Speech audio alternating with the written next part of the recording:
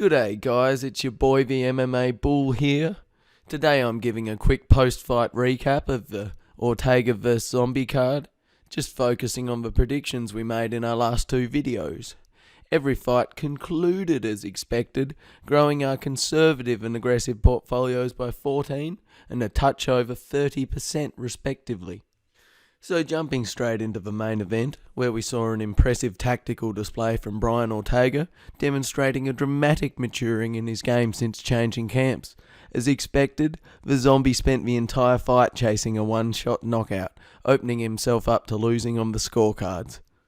Our analysis found the main event to offer the greatest reward to risk by backing both the fight to commence in the second round and the Zombie to win by first round knockout for a 7.75% margin. Ortega's sole previous first round finish was Frankie Edgar, and the Zombie's recent striking style was never going to create the same openings that Frankie's chaotic, forward-crashing offensive does. Plus, the threat of Zombie's right hand made us doubtful that Ortega would commit to early combinations in an uncharacteristic search for a first round finish. Moving on, the MMA Bulls' favourite betting opportunity on this card was in the co-main event, where we found 11.4% by backing the fight to commence in the third round, in addition to Andrade finishing by KO in either the first or second.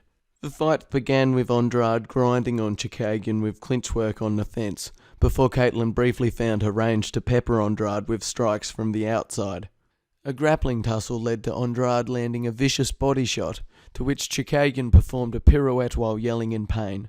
Andrade then charged in with a flying knee shield to close range, before finding a second heavy body shot that crumbled Chookagian to the floor quicker than Derek Lewis in a Popeye's chicken-induced foodgasm, with the fight ending by TKO in the first. Given Chookagian's distance-based point-fighting style and lack of finishes since early into her regional career, the MMA Bulls analysis suggested Caitlin's chances of an early finish were minute, while an Andrade submission was similarly unlikely, with the bulk of the Brazilian's past submissions having taken the form of defensive chokes responding to offensive grappling. In our previous video, we noted that the bulk of the value in our position was to be found in the second round, which is why our conservative betting strategy was anchored around Andrade winning by KO in the first or second, hedged against the fight commencing in the third round. However, our aggressive portfolio backed the fight going to decision, plus Andrade winning by KO, and a hedge in case of a draw for 13.43%. In the last video, we also noted that one could have backed Andrade by KO, in addition to Chookagian by points for a roughly 100% return, but we have zero regrets in taking the more conservative position because our analysis suggested the safer package offered greater reward relative to risk. We will talk about what tools we use to analyse fights in detail in future videos. The final fight discussed in the previous video was Jillian Robertson vs Poliana Botelho, which the MMA Bull backed to go to the distance, in addition to Robertson winning by submission or Botelho winning by KO for 10.09%.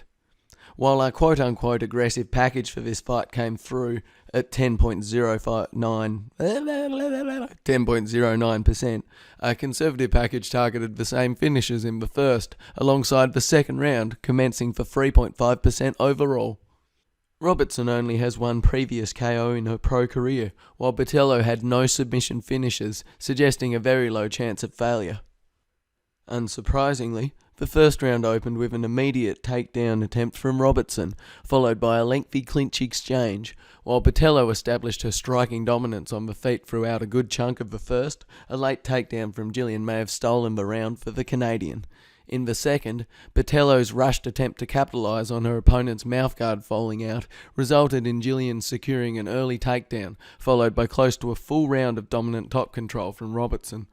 After securing another takedown roughly 1 minute into the third, it was clear Jillian was going to ride her way to a dominant decision, although there were a couple of hairy moments where it appeared Robertson may be within reach of a TKO.